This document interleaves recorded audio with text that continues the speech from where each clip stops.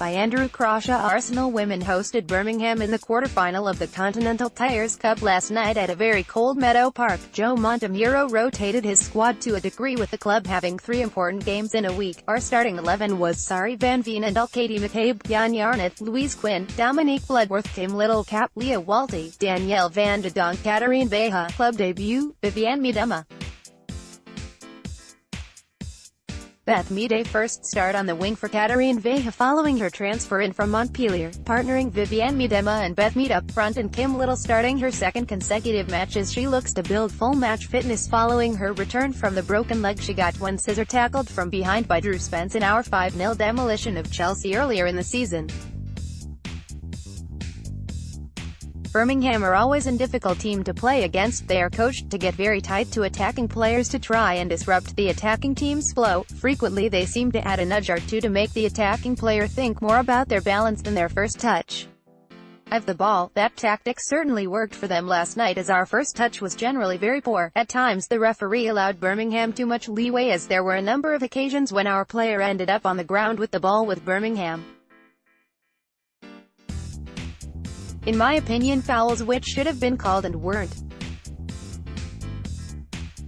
Very little happened in the first 15 minutes, neither team able to present much of an attacking threat. Miedema looked off the pace as though she was carrying some kind of a knock. It looked as though she might have had some strapping on her thigh, but my eyes could have been deceiving me. Rather like on Sunday against West Ham, she was just not herself. Our best chance fell to debutante Katerine Veje, but her shot went wide.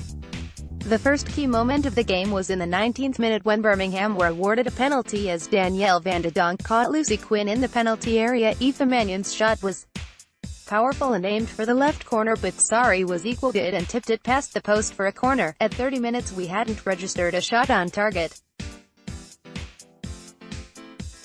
The first half finished much as the rest of the half had passed, with very little happening. We registered our first shot on target thanks to Danielle van de Donk in the 44th minute, but it was straight at Hannah Hampton in the Birmingham goal and presented her with an easy catch.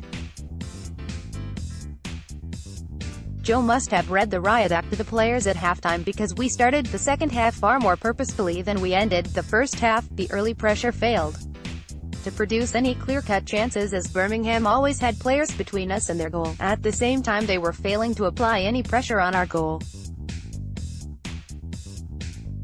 In the 64th minute, out of nothing, Birmingham scored as a mix-up between Dominique Bloodworth and Sari van Veenendaal enabled Louise Quinn to lob the ball into the empty net.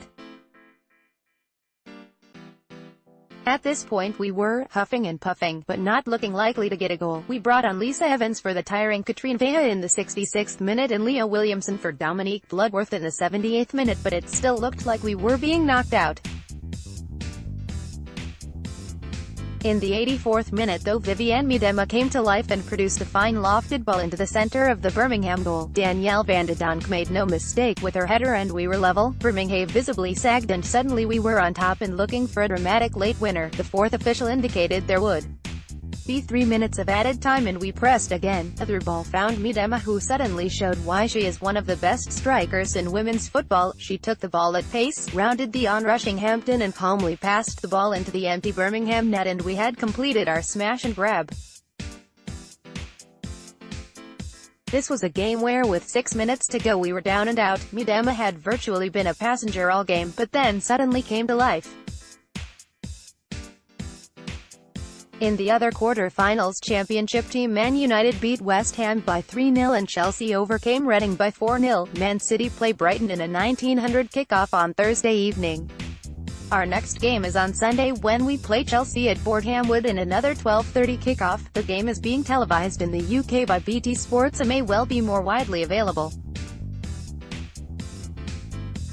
If you can get to Birmingham to support the team live, I would recommend that you do. Tickets are available online via arsenal.com and will also be available on the gate. The atmosphere will be buzzing and the in-ground lunchbox outlets do a good range of food and drink.